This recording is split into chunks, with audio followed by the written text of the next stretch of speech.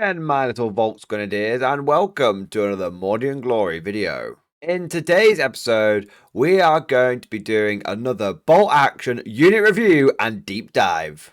And this time, we are going to be looking at another iconic German armoured fighting vehicle of World War II. It is the Stug.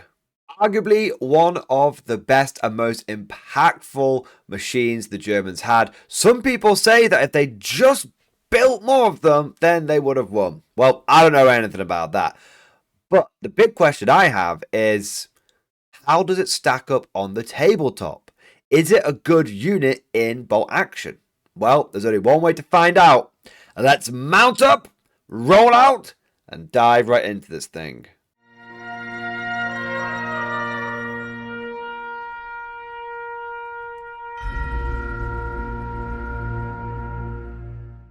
As is tradition, let us begin by talking about some of the high-level pros and cons of taking a Stug 3 in your bolt action army. Firstly, these are incredibly iconic units, synonymous with the German war machine in World War II. So having one of these in your army really does let you just immerse yourself and feel like you're playing Germans on the tabletop. And unlike other iconic units like the Tiger Tank, which are a really big points investment, Stugs, whilst not the cheapest armoured vehicle you can take, are perfectly reasonably priced for your army. So you can put one in without having to start cutting corners from elsewhere in your army. And thanks to this being 3rd edition, you don't now have to pick between taking a Stug and another vehicle. You could take a Stug and a Panzer III and a Panzer IV, or you could just take a pair of Stugs working side by side. They're cheap enough where you can take multiple of them, and they're iconic enough that they look incredible on the tabletop. It's also reasonably flexible when it comes to its weapon loadouts. So for example, you can have it with a light howitzer in an early war variant, or you can have it with a heavy anti-tank gun. Whether you want something that can do anti-infantry or do anti-tank, Stug has got you covered. This is similar to the Panzer III, which I've talked about previously, which has loads of different variants. I would say the big difference between the flexibility of the Stug and the flexibility of the Panzer III is that the Stug generally is packing more firepower, where the Panzer III is, in its anti-tank role, looking at a medium anti-tank gun. The Stug is looking at a heavy anti-tank gun, where the Panzer III is looking at a light howitzer. The Stug is happy to take a medium howitzer. So it's got flexibility, but it's packing more punch. Finally, we've got the real world factor. The Stug is easily available to all players. It's a plastic kit which you can get either as part of various different starter armies, or you can just buy it independently. And I see it regularly stocked at friendly local gaming stores as well. It's not a resin kit, it's not a metal kit, it's not a 3D printer or anything like that. It's a good old-fashioned plastic kit, easy to work with, easy to get. However, the Stug does have some disadvantages as well. First and foremost being it is an assault gun, which means unlike your Panzers, which are going to have turreted main weapons which can do 360 line of sight, the Stug is typically, with nearly all of its weapons, including its support machine guns, just facing forward. Now, if you're only dealing with sort of one target immediately in front of you, that's not so bad. But if your Stug starts getting engaged from different sides, or from multiple units, one coming down the left, one coming down the right, it might have to turn to keep its front armor on one, potentially exposing its side or even rear armor to another. So it has got good firepower, but it potentially can be outflanked. This disadvantage can be played around if you use clever use of terrain. The Stug does have quite a low profile, so it can easily hide behind hills and fences and stuff like that. Makes it easy for it to get cover as well, getting that 50% cover. But reporting for duty, sir. Players to have a certain degree of skill, a certain degree of play, and so it is a good unit, and you can play around its advantages, but then that means you have to sort of have a bit of practice with it to get good with it. But that covers the high-level advantages and disadvantages of the Stug platform. But as you can see here, we have got 4 different variants of this thing. And each one of those variants has its own set of specific advantages and disadvantages. So now let's get down to the nitty-gritty detail and start deep diving the Stug. Now, our first variant is the Stug A to E. This is frankly a bit crap. I would almost never recommend taking this thing based on my own personal experience. Your mileage may vary, and please let me know if I've got this wrong, but I probably would never take a Stug A, B, C, D, or E. The thing is, it is very cheap. You know, 155 points regular. If you want to spam this thing, maybe 124 points in experience. That is there's a possibility. It's 3rd edition. You could take a whole armor platoon of these things, maybe. But the problem is that it's just not packing anywhere near enough firepower. Really isn't. It's just got one light howitzer. It's got no machine guns. It's got no additional weapons you can strap onto it. You are paying 100 plus points, whether you're going inexperienced, regular, or veteran. You are paying 100 plus points for an Armor 9 light howitzer. Now, frankly, there are better options. Firstly, you could just take multiple infantry-based light howitzers. I think against a regular Stug A to E, you could take 3 normal light howitzers on the ground. Now, sure, they're not going to be as durable individually, but you're going to have way more of them. And so, cumulatively, with the wounds that they've got available, you could probably say that they're equally as durable. And yeah, maybe they're not as maneuverable, but they're just getting so much more firepower. I just can't get my head around the fact it's just got a light howitzer. And when you start comparing it to other vehicles out there, especially with other factions, and you look at the Japanese, who've got the Chiha and the Kinu, both of which are significantly cheaper than the Stug, and whilst maybe not quite as armoured, they're bringing way, way, way more firepower. I think, in summary, because I don't want to dwell too much on this thing, I think if you were going for some sort of meme list, and you were just spamming, like, inexperienced light howitzers, and you were kind of relying upon the fact that it's very cheap to get an Armor 9 vehicle, I think there is something to that. And I think the biggest advantage of this is that it is probably one of the cheaper Armor 9 vehicles you can get in the whole book. But I just think that it's all well and good being Armor 9. I just don't know if there's enough firepower here. I don't know if just being reasonably tough is enough. Maybe you end up taking a bunch of these and trying to tank shock people to death. Maybe tank shock is the best way to deal with this. But then Fanatics kind of counts as that. Overall, I'm personally not convinced by the Stug A, B, C, D, or E. I think it's durable and cheap, but its firepower, not enough. However, I will just say I always keep an open mind, so this might be a bit of a blind spot for me. So if you think that the Stug 3 A to E is a good variant, maybe it's quite good competitively or something, let us know down in the comment section. Or if it is a bit shit, confirm that as well. Moving on, we then get to what could be argued to be the quote-unquote true Stug. This is the Stug 3 version F, G, H, and the Stug 4. These are the variants that were absolutely mass-produced and the ones you see in all the movies. And on the tabletop, it's actually a reasonably good vehicle. It's decent. Firstly, it can be taken as either inexperienced, regular, or veteran. It also, because it can be taken as veteran, it can be taken as a Panzer Ace as well. Now, Panzer Ace is one of the German Army's special rules, where one veteran vehicle with the option of Panzer Ace can be made the Ace. So you can't take 4 Stugs and have them all as Panzer Aces, okay? One veteran vehicle with option can be a Panzer Ace. If it is, for free, it gets +1 to its penetration of its main weapon, and it also gets +1 to roll on the damage table, making it much more likely to do damage and to blow up an enemy vehicle. And the Stug is actually one of the cheapest ways of getting a Panzer Ace in your army. A lot of people think of it in terms of like Tiger tanks, King Tigers, and Panthers, but those things are super duper expensive. The Stug is actually the second cheapest option for Panzer Ace. The only one that's cheaper than it is the Hetzer, but the Hetzer has got weak sides, which makes it, especially with being an assault gun, quite vulnerable to just getting smacked.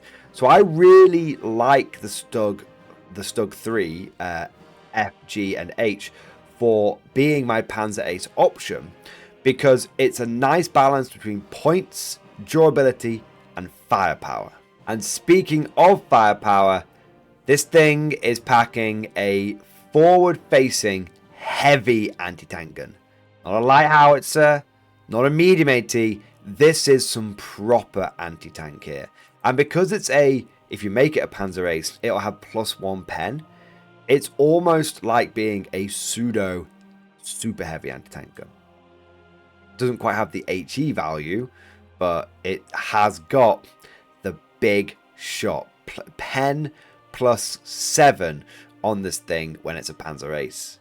That's very, very good for 215 points.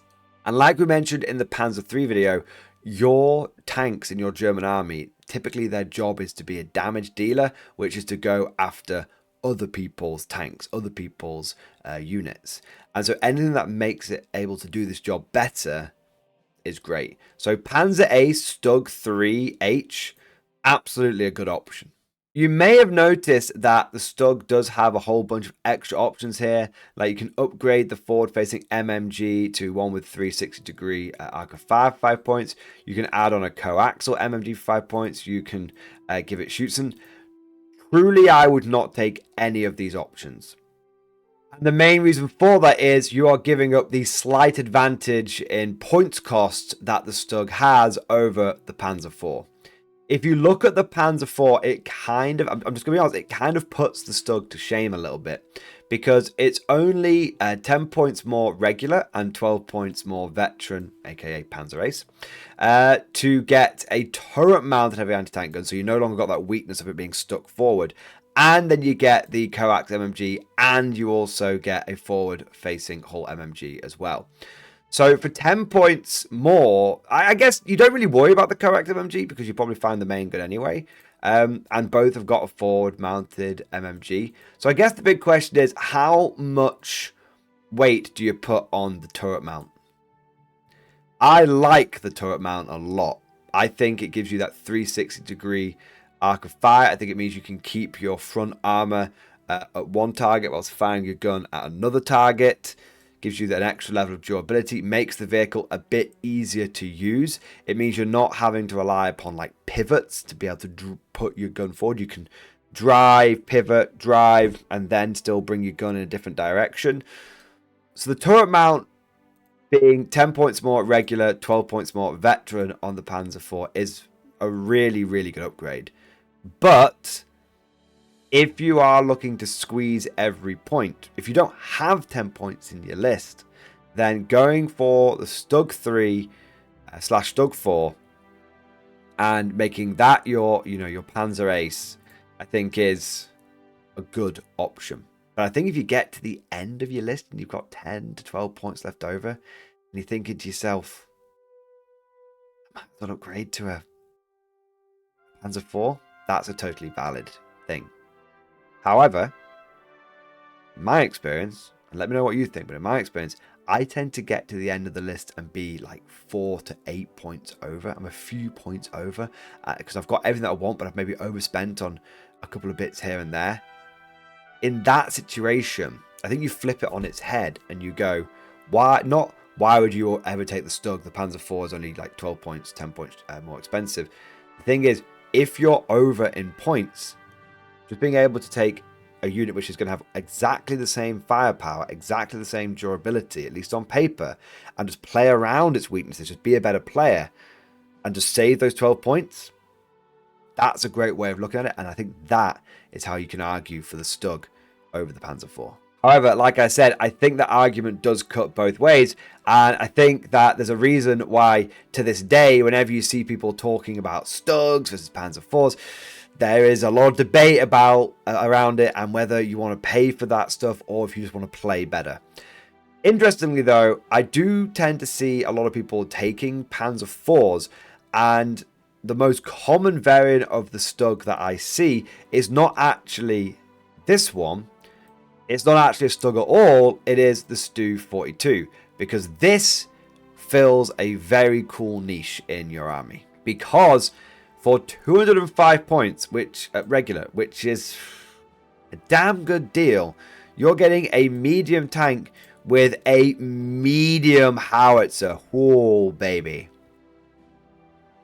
Now, if you've got other sources of anti-tank in your list, maybe it's Panzerschrecks, maybe it's other tanks. You're not limited to like one. You could have a couple of other tanks, and then for your third vehicle, you could go for a Stu 42. That's damn good. Just being able to lob big howitzer rounds, medium howitzer, big template howitzer rounds, just bang, bang, just lobbing those in. Very nice. Now, you have to remember that the medium howitzer is going to have a hell of a minimum range. You're not really going to be thinking about this in terms of indirect fire. Maybe the occasional long drop shot, but typically you're going to be thinking about this in terms of direct fire. So I suppose the big question is, with direct fire being the principal way you're going to probably end up using this realistically, is it worth having the medium howitzer and saving a few points and having that bigger template? Or would you spend 10 points more and go for the smaller template, but one that's also going to be able to do good anti-tank work? It's interesting. If I'm going to be honest with you, I think there are a lot of people that are still taking the Stu 42 because of 2nd edition. Because in 2nd edition, when there wasn't cover saves, you could do your drop shots, and the minimum range, I believe, of the medium howitzer was a little bit more forgiving. You could do your drop shots with your Stu 42 every day of the week, and it was a great way of getting around people going like down. Now that minimum range has got a bit longer, that drop shots are a bit harder, unless you're going really far with them. I think that the days of the Stu 42 might be numbered. I think we might be coasting on past laurels, and actually we could start seeing, with Panzer Ace, with the Stug being a bit cheaper, we could start seeing the rise of the classic Stug. So out of these three medium tank options, if I was to recommend one to veterans and beginners alike, I probably would recommend the classic Stug. It's got a big enough template with the heavy anti-tank gun to do anti-infantry work, and it's got the MMG to do some anti-infantry work, and it's got a proper anti-tank gun, and it's a cheap way of getting Panzer Ace, and it's pretty durable. It's a good all-rounder for sure. Now, the final variant of the Stug is the Stug 33B. This is a heavy tank with a heavy howitzer. It's crazy. I've never seen anyone run one, and I think the reason is it's 320 points. Ooh, it's a pricey boy. It's a very pricey boy. I think it suffers a little bit the same problem as the Stu 42, which is that it's going to have an even harder problem with minimum range. So you're going to be doing main shots with it, direct shots with it, which means the enemy will get cover saves from it. I think it's too expensive. I think it's too expensive, and you can get cheaper, better HE than this. But as a meme unit, one that might catch people off guard, pretty cool. But that just about covers it. In summary, the Stug is a really good Armor 9 and sometimes Armor 10 platform that comes with a good amount of firepower and a good amount of durability. It can be a Panzer Ace as well, which is something you want to take advantage of, as it is one of your army rules. The big issue with the Stug is that forward-facing gun. But I think with good play and good practice, you can easily work around that. And as a result, it is one of the cheaper ways of getting a heavy anti-tank gun in your army on a platform that really doesn't have any special rules that are negatives or downside. However, it is a unit that I think does require a bit more practice, like I said. And so it's maybe not as beginner friendly as something like a Panzer III or a Panzer IV. But all of that is just like my opinion, man. Let me know what you guys think down in the comments section below. Are you a fan of the Stug? Maybe just for rule of cool purposes? Or do you think it does actually have a good place on the tabletop, competitively and casually? If you enjoyed today's video, don't forget to go ahead and smash that like button and also subscribe to never miss an episode. Would you like to know more? If so, then please consider becoming a channel member or patron. By supporting the channel, not only will you be doing your part, but you'll also be helping me create more content for your viewing pleasure and unlocking a whole host of perks. You get everything from a badge next to your name, custom emojis, but the big one is access to the Mordian Glory Discord server, an online community with almost 2,500 active members. It's always popping off in the MG Discord. We've got channels for army lists, hobbying, tactics, stories, and even a pretty spicy meme section as well. For all you greenhorns that wanted to see the Mordian glory hole, today is your lucky day.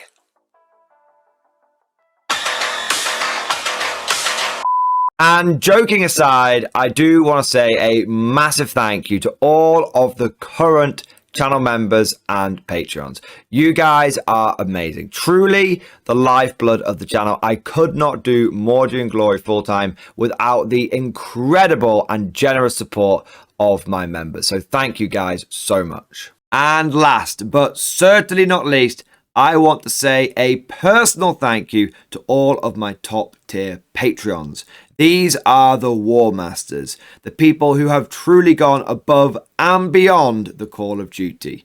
So a heartfelt thank you to Alex Dengal, Bon Vert, Lord Pryor, Mark Panconi, RJ Scorpion, Swordfish Trombone, Try Again Bragg, John Stubbs, Nick Walsh, Diesel Fox, and August Barney.